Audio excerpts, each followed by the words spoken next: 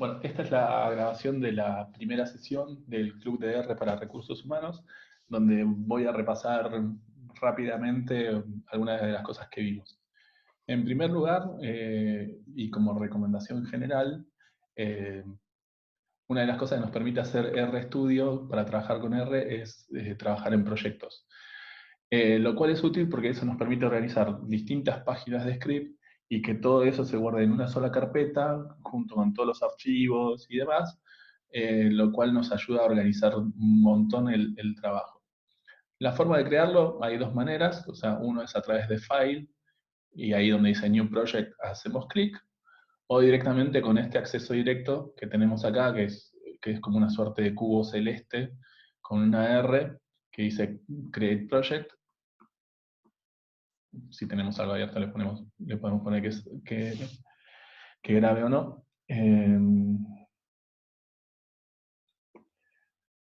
Y acá podemos usar New Directory, Existing Directory o control de versión. Esto ya lo vamos a ver más adelante, pero es para poder trabajar, poder compartir el trabajo y con varios colaboradores y que varias personas vayan trabajando dentro de un mismo proyecto a través de alguna herramienta de Git, como GitHub o GitLab, por ejemplo. Pero bueno, para trabajar, crear un proyecto nuevo, vamos a New Directory, directamente vamos a New Project o Nuevo Proyecto, le ponemos el nombre del proyecto y en Create Project le damos a aceptar y listo. Yo esta parte no la voy a hacer porque ya tengo creada la carpeta de proyecto, pero bueno, les muestro lo que pasa dentro de Windows. Cuando ustedes crean un proyecto, lo que va a pasar es que les va a generar una carpeta dentro de donde tengan R o donde ustedes digan, y ahí directamente ya les va a aparecer todo lo que ustedes generen, les va a aparecer directamente acá. R es un lenguaje que se dice que está orientado a objetos. O sea, yo, por ejemplo, puedo tomar o sea, agarrar una tabla o una base de datos y llamarla lapicera, y entonces en vez de poner todo el nombre de la tabla o todo el nombre de la columna que necesito analizar, simplemente invoco el nombre del proyecto, del objeto, perdón, y eso es lo que me ayuda a hacer mucho más ágil el trabajo con R.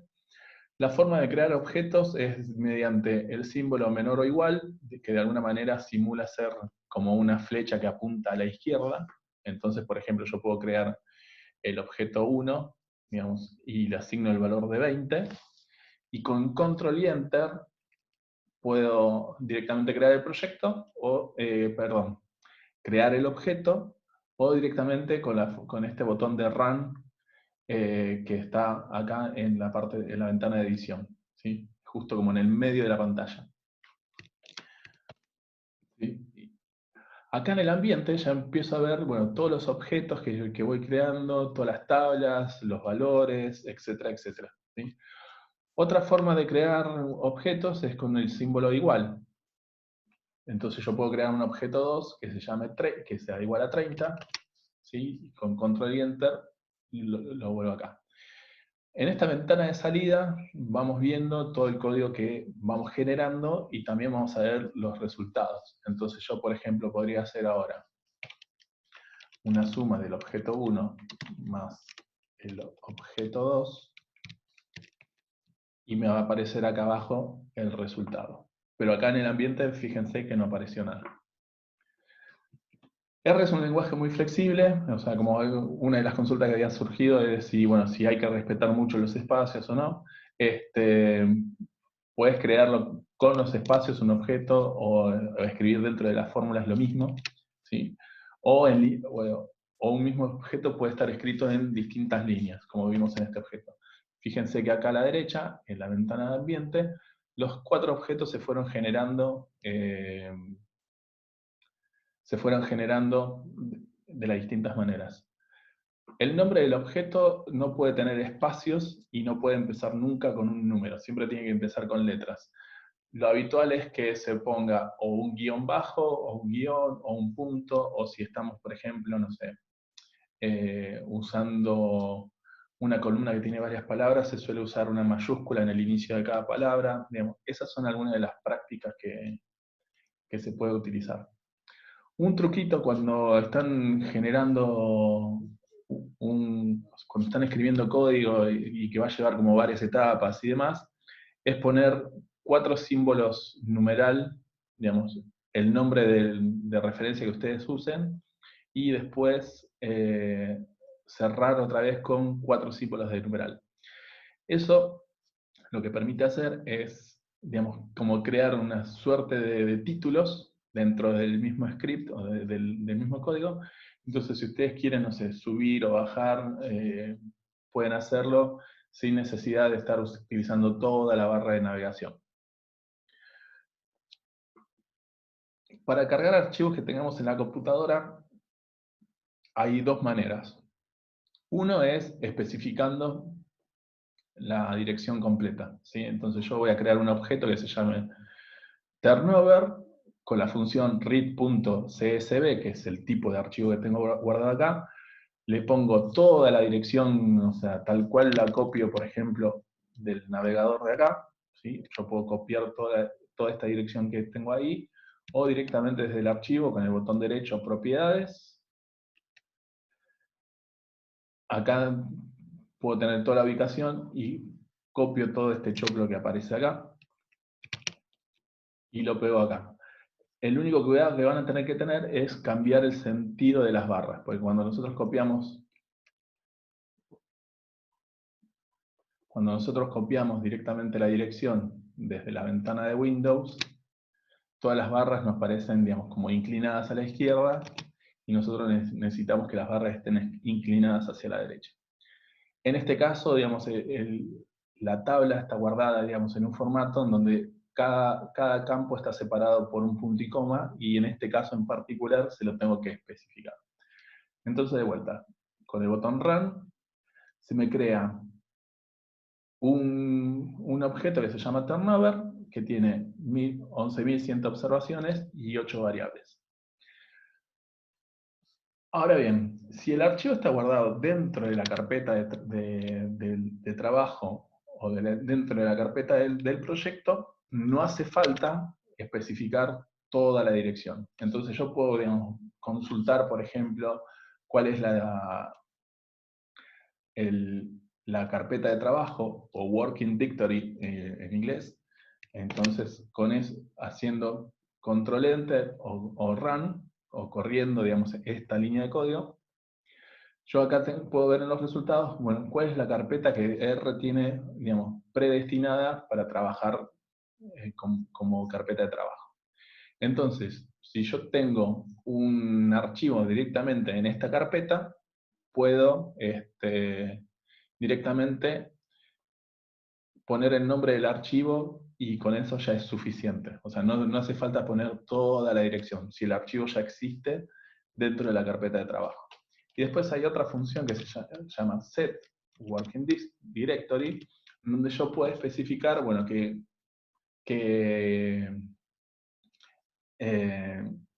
cuál va a ser la carpeta en donde va a estar, digamos, o sea, registrado todos los scripts y todos los códigos género.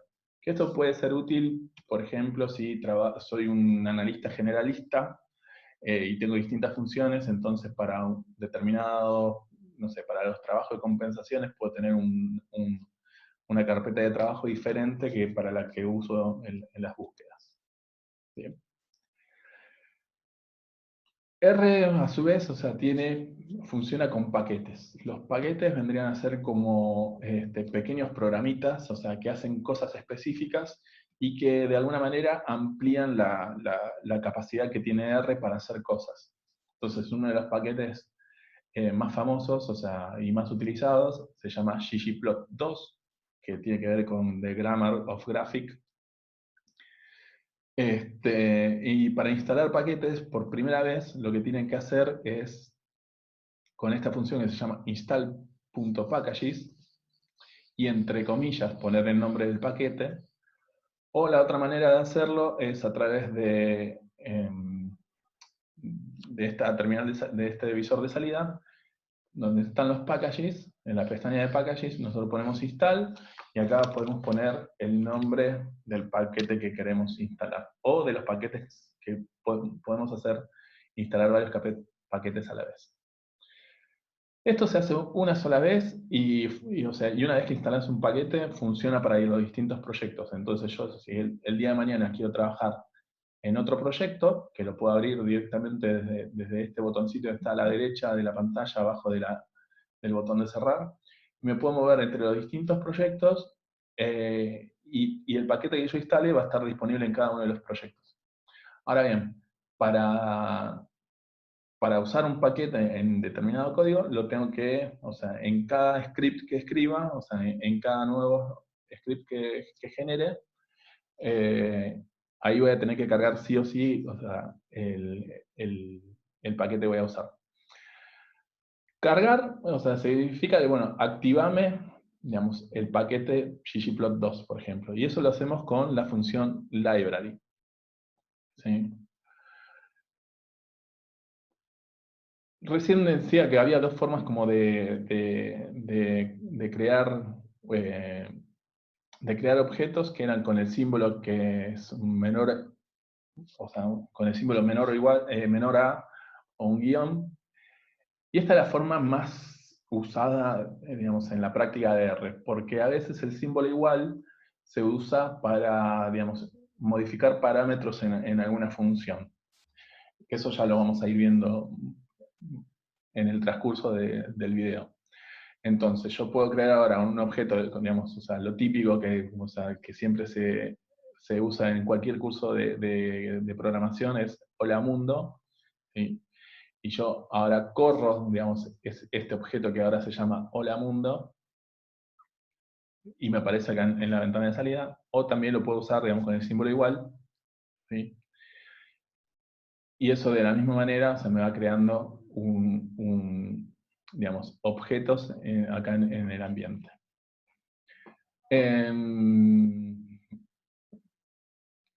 Si yo quiero hacer una evaluación de si algo es igual a otra cosa, digamos, si por ejemplo, si esta versión de Hola Mundo y esta versión de Hola Mundo son iguales, lo uso con el símbolo, con dos símbolos iguales, ¿sí?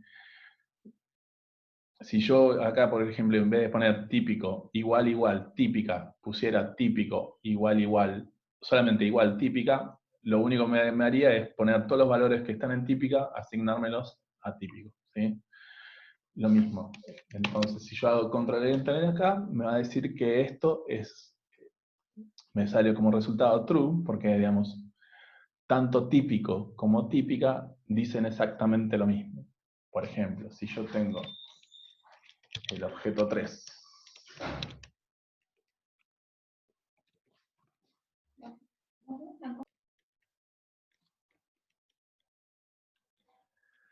entonces yo puedo probar, por ejemplo, si objeto 3 es igual a objeto 4, ¿sí? El objeto 3 tiene un valor de 90 y el objeto 4 tiene un valor de 110, y acá el resultado va a ser false. Entonces, cuando yo necesito decir que hacer una evaluación de igualdad, uso el doble símbolo igual, o si estoy asignando un objeto o cambiando un parámetro dentro de una función, uso únicamente un símbolo igual. Bien. Bueno, al principio de este club, o sea, en las primeras sesiones vamos a trabajar con este libro que se llama Ciencia de Datos para Gente Sociable, que es un libro bastante entretenido, bastante ágil, y que nos va a ayudar, sobre todo en la parte de introducción, a entender cómo funciona R y los principales comandos. No usamos directamente HR Analytics y NAR por una cuestión de que este está en español, y los ejercicios introductorios del libro de HR Analytics están usados con datos genéricos, o sea, y no aplicados directamente a recursos humanos. Así que este me pareció, digamos, una opción ideal para arrancar. En el capítulo 2, digamos, en nuestro primer proyecto en R, digamos, él toma, en base a un artículo que pueden acceder directamente desde este link, digamos, la diferencia que hay en la ciudad de Buenos Aires entre los dos mundos que existen dentro de la ciudad, entre los barrios ricos y pobres, y se dedica como a analizar bueno, qué pasa con la mortalidad infantil dentro de la ciudad de Buenos Aires, en los distintos barrios de Capital Federal. Bueno, entonces empieza detallando, bueno, justamente lo que les contaba al principio de cómo crear un proyecto. Le escribí un script donde está, bueno, el panel de edición, la consola de salida, el panel de salida y el ambiente. Cómo hacer algunas funciones, etcétera, etcétera, etcétera. Y bueno, acá entra toda la parte de carga de datos, que eso ya lo tengo acá, ¿sí? Entonces, directamente, como ya lo tengo entre los 4 símbolos numeral, voy directamente a esta parte del script. Entonces, para cargar los datos, digamos, de vuelta, él crea un objeto que se va a llamar mortalidad, ¿sí? Con la función rate.csv, que en este caso él lo tiene, digamos, en un repositorio en una página web. Entonces directamente pasamos la dirección de esa página web con la función rate.csv y corremos, y ahora creamos tenemos unos datos cargados en un objeto que se va a llamar mortalidad, que tiene 15 observaciones y 2 variables. Y a partir de ahora, cada vez que necesite estos datos, en vez de tener que poner toda la dirección de dónde está la tabla y cómo se llama la tabla, directamente invoco el nombre del objeto. Entonces, si yo ahora uso Control y Enter sobre mortalidad, me aparece acá en la consola de salida cómo está compuesto esta tabla, digamos. Algunas funciones para explorar datasets. En este caso, digamos, estamos hablando de una tabla muy chiquita, solamente de 15 observaciones de 2 variables. Pero podríamos ver, por ejemplo, con la función dim, de dimensión, nos dice la cantidad de columnas y de filas. Que acá tenemos de vuelta 15 filas y 2 columnas. Con la función names, y entre paréntesis, mortalidad, nos dan los nombres de las columnas de las variables, ¿sí? De vuelta, esto en datasets más grandes, o sea, es una función bastante útil. Otra función que se usa mucho es la función head, o encabezado, ¿sí? Que por default te muestra las primeras 6 filas. Y así como existe la función que te muestra las primeras 6 filas, existe la función tail, que lo que te hace es mostrar las últimas 6 filas. Y tanto como un head o como un tail, vos podés, digamos, decir, bueno, quiero ver más de 6 filas o quiero ver menos, ¿sí? Simplemente lo haces con una coma y la cantidad de filas que te interesa ver. Por ejemplo, 10. Entonces, antes nosotros veíamos únicamente 6 filas, y ahora con head, el nombre del objeto, y coma, la cantidad de filas que quiero ver, veo las 10 primeras filas. ¿Sí? Yo decía que existen paquetes, y los paquetes hacen cosas específicas. Hay un paquete que se llama tidyverse, que engloba varios paquetes dentro, que funcionan que se usan mucho para ordenar y organizar la información, ¿sí? Entonces lo primero que hacemos es cargar el paquete del tidyverse con la función library, ¿sí? A veces suele aparecer algún mensaje acá de, bueno, qué otras cosas hizo. Y con la función glimpse, o sea, como de alguna manera un vistazo, ¿sí? Nos da distintos datos sobre el dataset. Entonces, la función glimpse nos dice que tiene 15 filas, el objeto mortalidad, o sea, esta tabla que se llama mortalidad tiene 15 filas, dos columnas, o sea, una se llama comuna, otra se llama tasa, y el tipo de dato que tiene cada una de esas columnas. En la presentación que está en Google Drive, ahí pueden ver, o sea, cómo se simbolizan los distintos tipos de datos en R. En estos casos tenemos números enteros y números con decimales que se simbolizan con este DBL. ¿Sí? Después hay otra función que se usa mucho en la exploración de los datos, que se llama summary, ¿sí? Y summary nos da el mínimo y el máximo de una tabla, de una columna que tenga datos numéricos, el primer y el tercer cuartil, el promedio y la mediana. Entonces, directamente ponemos summary del objeto mortalidad, lo corremos esa línea de código, y acá obtenemos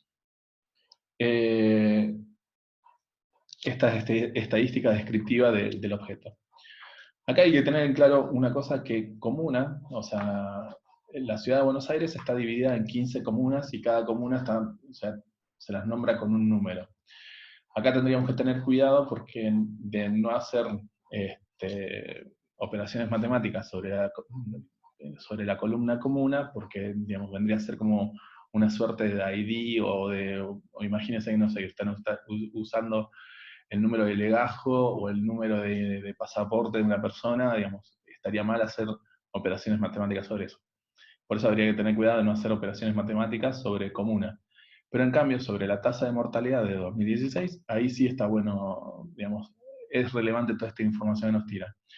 Entonces, la tasa mínima que tuvimos, o sea, en el año 2016, en la ciudad de Buenos Aires es de 2,4, el primer cuartil es del 4,05, la mediana es de 7,1, el promedio es de 6,88, el tercer cuartil es de 9 y el valor máximo es de 11,9. Esto, si, digamos, en una tabla de 15 filas es fácil buscarlo, pero cuando tenés, o sea, tablas grandes es muy complejo de hacer. Ahora vamos a hacer nuestro primer gráfico con una función que está dentro del paquete, con un paquete que se llama ggplot, que está dentro del paquete de tidyverse, o sea que pueden cargar directamente tidyverse, o sea con library, con la función library, o directamente hacer un library de ggplot2. Y esto funciona de esta manera. Primero le tenemos que decir con la función ggplot, ¿sí? Le tenemos que decir qué datos hay que analizar. Después tiene una capa que se llama de estética, que se simboliza con la función AES, donde yo le puedo decir que en el valor X me tome a la comuna, y con el valor, y en la columna de las Y, tome las tasas, en el eje de las Y, tome la tasa de 2016, y después el tipo de gráfico que quiero es un gráfico de columnas. Corro todo este código, y acá abajo veo, digamos, este gráfico, y lo puedo hacer zoom.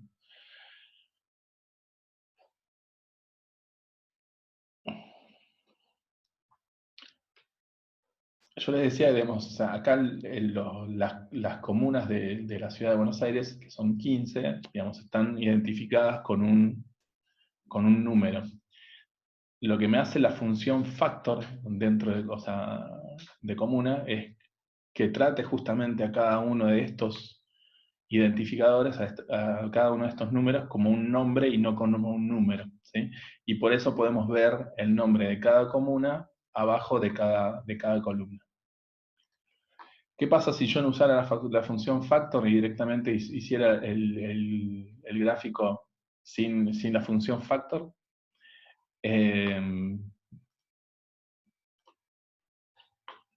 No me aparecen todos los nombres de las comunas y directamente, o sea, R interpreta que cada uno de estos valores son numéricos y simplemente me resume los ejes.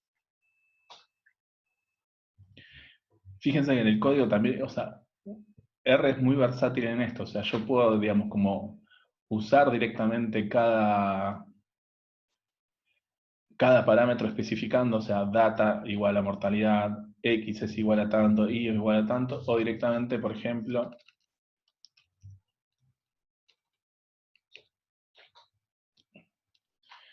solamente el nombre del objeto, el nombre de la columna de la variable que quiero en el eje de las X, y el nombre de la variable que quiero en el eje de las Y. Y me genera nuevamente el gráfico de la misma manera. Esta es una de las cosas interesantes de R. Ahora, digamos, el autor del libro, Antonio Vázquez Brus, en esto, digamos, hace también un análisis geográfico. Quiere ver, bueno, regionalmente si esto es tan así, si hay una división tan fuerte entre el norte y el sur de la ciudad de Buenos Aires, y para eso vamos a necesitar otro paquete que yo ya tengo instalado, que se llama SF,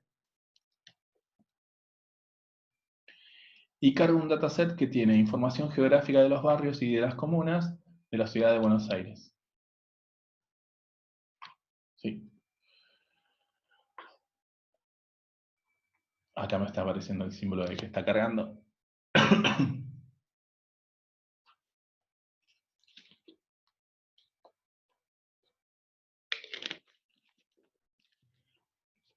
Y acá tengo ya, digamos, el objeto creado comunas, que tiene 15 observaciones de 5 variables. Así que vamos a explorar el dataset ahora. Con la función names primero, y estos son los nombres de las comunas, de las variables, perdón. Y con la función head me trae los 6 primeros registros.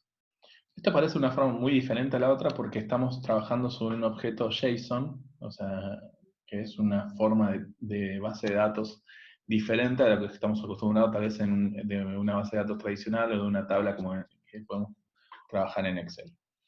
Pero bueno, esto le agrega, digamos, el paquete de SF le agrega, digamos, entre otras cosas, la posibilidad de hacer gráficos, o sea, de mapas.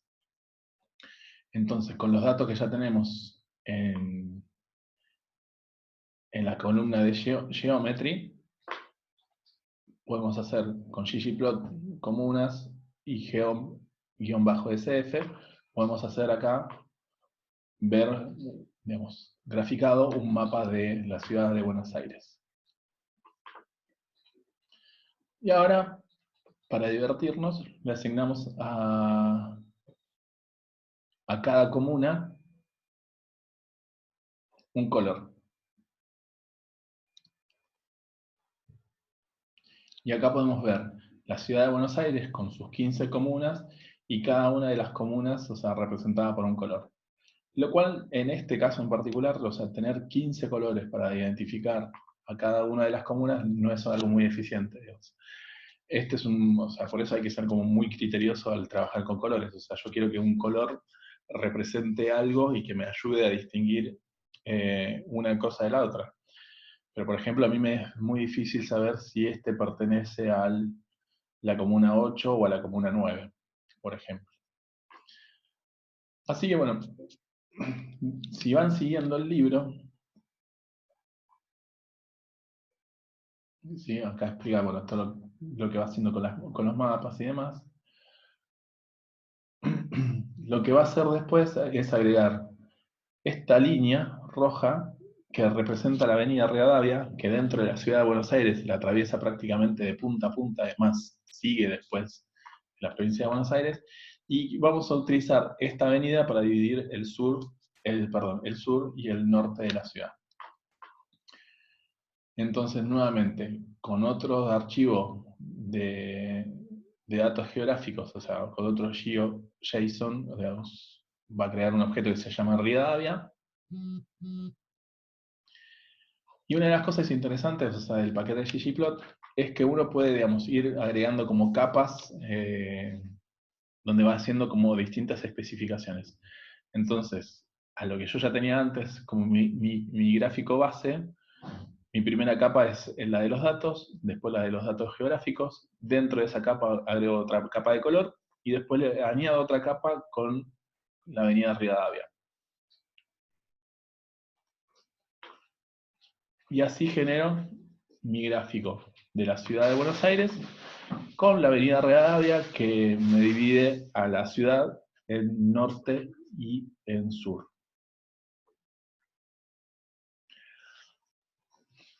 Ahora lo que va a hacer, digamos, lo que hace en el libro es crear un vector, digamos que es como un conjunto de datos, ¿sí? Que esto lo que nos va a permitir hacer es agregar a cada una de las comunas, o sea, la comuna 1, 2, etcétera, etcétera, etcétera, decir, bueno, si pertenece al sur o al norte de la ciudad. ¿Sí? Entonces nosotros creamos ya esta secuencia de sur, norte, sur, sur, sur, ya está ordenada según a dónde pertenece cada una de las comunas. Entonces, con otra función de tidyverse que se llama mutate, lo que le dice es, a este objeto que se llama comunas, ¿sí? Modificalo, o sea, y créame una nueva columna que se va a llamar ubicación, y que los valores que va a tener esta nueva columna son los que están cargados en el objeto nueva columna. Entonces yo ahora le doy, corro esa línea de código. Entonces mi objeto comunas, que antes tenía 5 variables, ahora pasó a tener 6. Y por ejemplo, hagamos un glimpse de este objeto. Y acá en la consola de salida puedo ver, por ejemplo, que comunas ahora sigue teniendo 15 filas, pero tiene 6 columnas. Y que se agregó una columna nueva, que es ubicación, que es una variable de tipo character, ¿sí? Y me muestra los primeros valores de esa columna. Entonces lo que hago es, en vez de cambiar, o sea, vuelvo a hacer el mapa, pero cambio el color de relleno, en vez de que sea el nombre de cada comuna, uso directamente la columna de ubicación. Y esto me va a tirar un gráfico mucho más interesante, que es, o sea, todo lo que está en la parte norte y todas las comunas que pertenecen al sur de la ciudad de Buenos Aires. Todo dividido por la avenida Rivadavia, que sigue siendo esta línea roja que tenemos acá cruzando el medio. Luego hacemos lo mismo, agregamos esta nueva columna que tiene la ubicación, se la agregamos al primer objeto que habíamos creado, que era de mortalidad, ¿sí? Y, por ejemplo, si hago un head sobre la función head sobre mortalidad, puedo ver el nombre de cada comuna, su tasa, y ahora ver a qué parte de la ciudad pertenece. Así que bueno, ahora podemos hacer, digamos, como un análisis, o sea, de la mortalidad infantil por la zona, de acuerdo a la zona de la ciudad. Entonces, primero hacemos un gráfico para analizar la mortalidad infantil por comuna.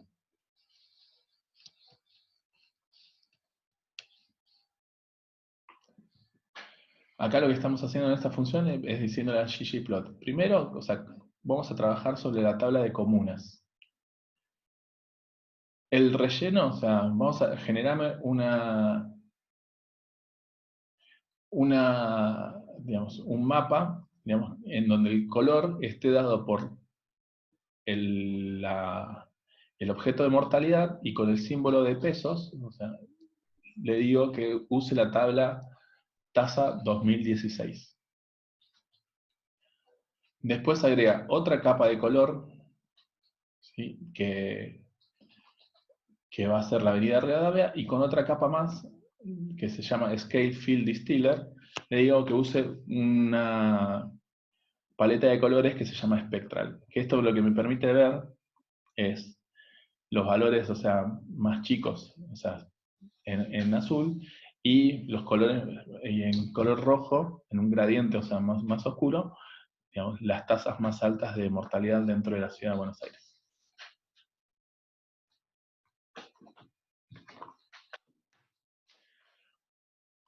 Si bien los mapas son llamativos, a veces, o sea, otro tipo de gráficos son mucho más claros para hacer, para ver qué es lo que está pasando con los datos. Entonces, una opción es hacer un gráfico de barra.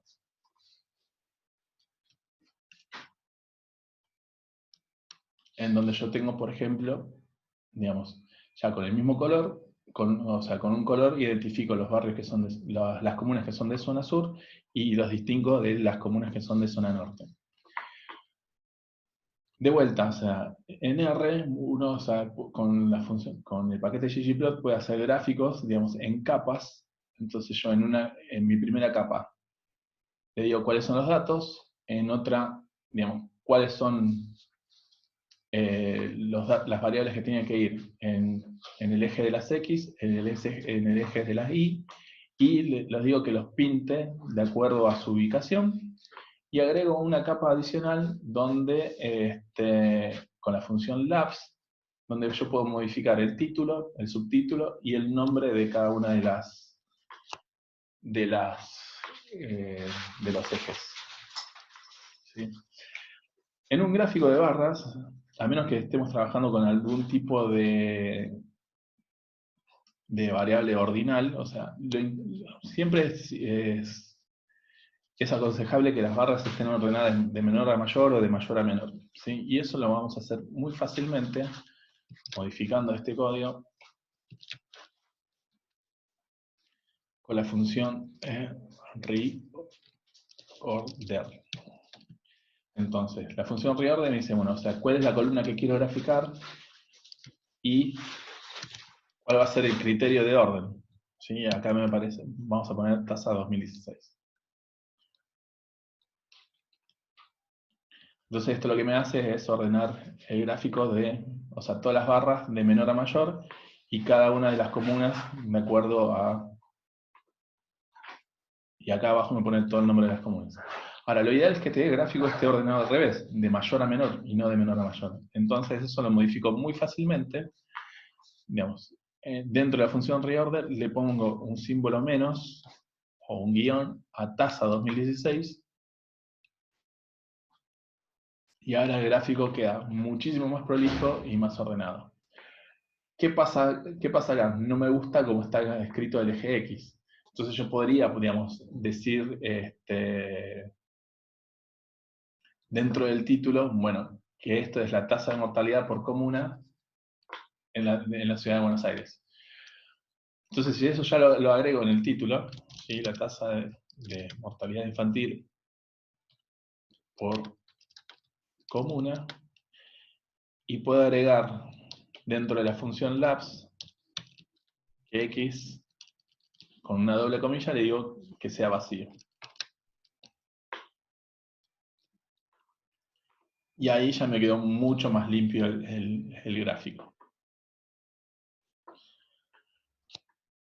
Otra de las cosas que hace después del libro, en el libro, ya en el final de este capítulo, es dividir a la ciudad de Buenos Aires por las comunas que representan al sur, ¿sí? Y ahí con lo hace con la función filter. Entonces, va a crear un objeto que se llama comunas del sur, va a filtrar del objeto mortalidad lo que sea ubicación igual sur, ¿sí? Esa es la forma de decir, bueno, yo quiero exactamente de lo que sea ubicación, de lo que tengas en la columna ubicación, poneme, o sea, los que tengan el valor igual a sur. Y hace lo mismo con comunas al norte, ¿sí? O sea, con la función filter de la tabla de mortalidad, filtrame las que tengan, o sea, en la columna de ubicación, que sean igual a norte. Y después lo que hace para cerrar el capítulo es calcular la diferencia entre el promedio de mortalidad de o sea, de las comunas que están al sur y de las comunas que están al norte. Entonces hace con la función min, o sea, de promedio en inglés, las comunas, o sea, de esta tablita que se llama comunas al sur, hace un promedio de la columna tasa 2016 y la divide por el promedio de la mortalidad infantil de las comunas del norte, otra vez de la columna que está en tasa 2016. Y eso nos da, acá abajo en la consola de salida, podemos ver que el promedio de las columnas de mortalidad de las comunas del sur respecto del promedio de mortalidad infantil en las comunas que están en el norte de la ciudad de Buenos Aires es de 2. O sea, como que duplica la tasa, o sea, el promedio de mortalidad infantil en las comunas del sur duplica a la mortalidad infantil de las comunas del norte. Y esto, digamos, como toda la introducción que hace digamos, en el capítulo 2 del libro. Desde cargar los datos, cómo explorar, digamos, o sea, cómo está compuesto este dataset. Podemos, o sea, jugar con un paquete que se llama tidyverse para ver, solamente con una sola función, hacer esta exploración que hace con con 4 funciones diferentes, o una función para hacer una exploración geográfica, cómo hacemos gráficos con ggplot, cómo podemos hacer mapas, digamos, con SF, siempre y cuando tengamos un archivo que tenga, digamos, la geometría de cada ciudad, de cada país, lo que necesitemos. Y cómo fue generando columnas, agregándoles las columnas en base a los valores, y cómo fue modificando los gráficos para ir mostrando distintas cosas. También vimos, o sea, con la función reorder, perdón, cómo ordenar un gráfico de barras de mayor a menor, o de menor a mayor, y terminamos calculando el promedio. ¿Sí? Dentro de la carpeta de Drive que tenemos en material para compartir, puse un archivo que se llama nómina, para que podamos jugar un ratito con esto. ¿Sí? Esto es una base de datos más o menos real de una de las empresas que trabajaba ya por 2015, donde tenemos, o sea, el número de identificación del empleado, el número de los años de antigüedad que tiene esa persona, la edad que tenía en ese momento, si está casado, soltero. La K significa concubinato, o sea, son personas que viven en parejas, pero que no están casadas formalmente, la cantidad de hijos, el área a las que pertenecen, el ID de la categoría y un detalle de la categoría, que eso después le voy a poner otro archivo para que hagamos otro tipo de cosas con esto. Si se animan, o sea, pueden jugar también con la encuesta de CISARMI, que eso o se los paso por Slack o directamente la pueden bajar en un archivo de Excel y trabajarlo desde una ubicación física. Para trabajar con archivos que están directamente en Google Drive, y específicamente con las planillas de cálculo, lo que vamos a hacer es usar un paquete que se llama Google Sheets 4, ¿sí? Que es una función, es un paquete nuevo, o sea, que se adaptó a los cambios que impuso Google respecto a los accesos. Después hay otra librería que se llama Gargle, que lo que nos permite hacer es muy útil para trabajar, digamos, en español, porque tanto Google Sheets como R y demás está programado en inglés, y a veces los acentos, la ñ o algunos, ¿cómo se llama? Símbolos sí, letras especiales que tenemos tanto en portugués como en español, nos puede traer un problema. Entonces Gargle viene como a resolver algunos de estos problemas que nos trae la traducción, o sea, una tabla que esté cargada en español y que pasa por un programa que está programado en inglés, así que Gargle viene a resolver algunas cuestiones de eso. Y de nuevo la librería Tidyverse. Entonces, cargamos estas 3 librerías.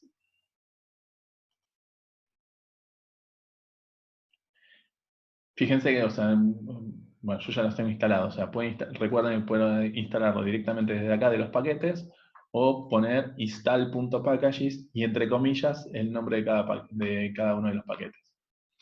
¿Cómo sé si un paquete ya está cargado? Puedo ver desde acá, desde el ambiente, bueno, acá el package Gargle, Google Sheets 4 y Tidyverse, ya lo tengo acá.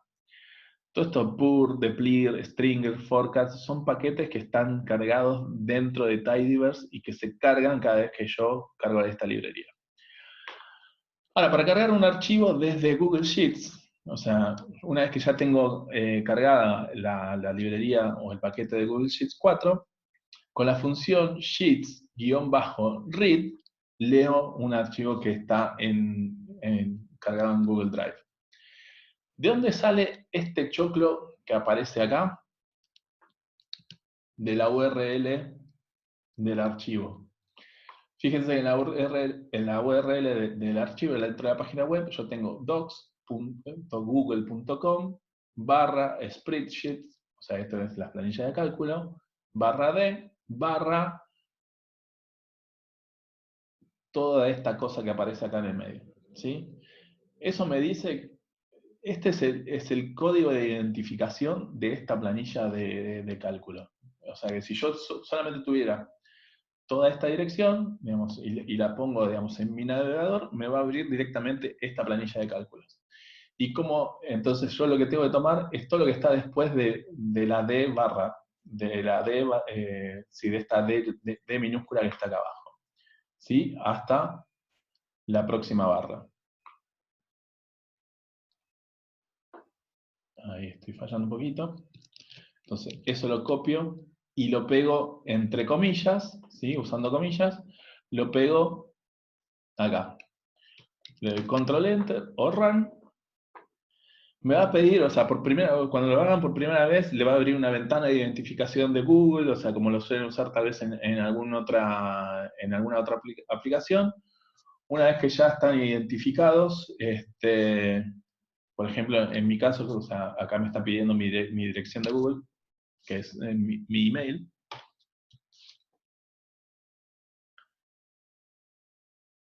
Y acá tengo después creado mi objeto de nómina. Sí. Y demás. Los que les propongo que hagan es, o sea, que repitan algunos de los ejercicios que proponen en el libro. O sea, exploren este archivo, traten de hacer un gráfico, por ejemplo, con las edades, si se animan, y después, en todo caso, la semana que viene, o sea, lo revisamos. Pero, por ejemplo, ya podemos hacer una función glimpse.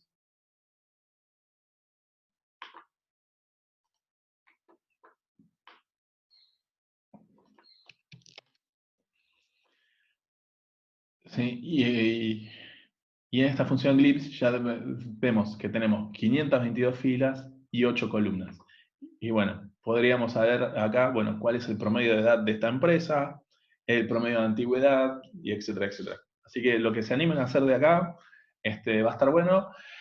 Después vamos a estar trabajando también con esta encuesta de sueldos que hace CISARMY, ¿sí? Que también está disponible en internet y que lo pueden leer con la función Google Sheets.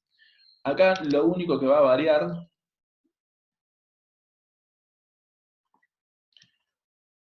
es que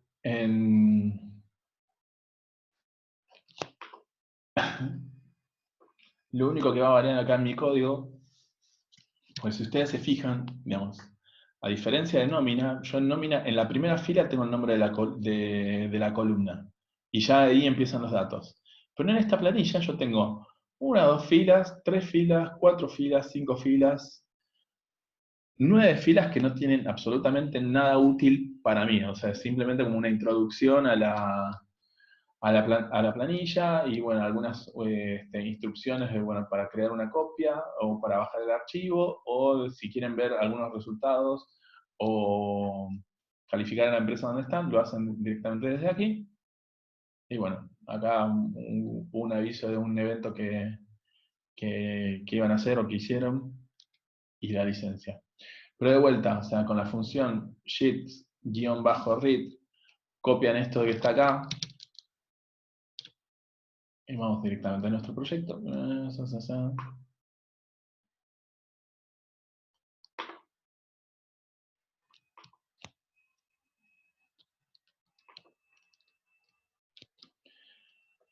Entonces yo puedo poner, vamos a agregar todos estos objetos, vamos a cargar toda esta librería. Esa función options, después les voy a decir qué hace, pero lo que nos va a ayudarnos a hacer como más legible los resultados de las salidas de algunas funciones y de algunos gráficos. Pero bueno, yo puedo crear acá un objeto que se llame sysarmy, ¿sí? Con la función sheets-read, y le digo, con la función skip igual a 9, porque recuerden que tenemos 9 filas, ¿sí? Acá, que no tienen datos, le digo que omita esas primeras 9 filas y que recién empieza a leer a partir de la fila 10. Le ponen control y enter. Bueno, acá me pide de vuelta la autentificación. Le pongo 1. Y esto va a tardar un ratito porque, o sea, lo que hace, o sea, esta función read, cuando yo le digo que omita directamente la función 9, va a leer desde la fila 10 hasta las 5 millones, si no me equivoco. Sí, hasta las 5 millones, entonces se va a tomar su tiempo. Pero una vez que termine, va a aparecer acá el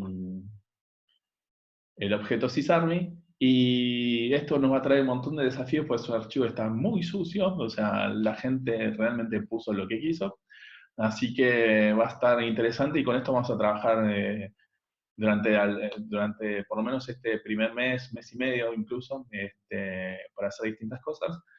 Pero una de las cosas para lo que nos va a servir esto es como para poder tener una idea de cuánto gana un determinado perfil de sistemas, de tecnología en el mercado en base a lo que tenemos acá.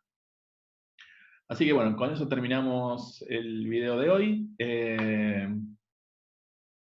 Recuerden, o sea, probar, bueno, todo lo que vi, lo que está en el libro, o sea, úsenlos con este archivo de nómina y, y, y después, bueno, vemos las dudas que tengan directamente en Slack o sí, las vemos directamente en Slack o el sábado que viene, ¿sí? Así que bueno, muchas gracias. Nos vemos.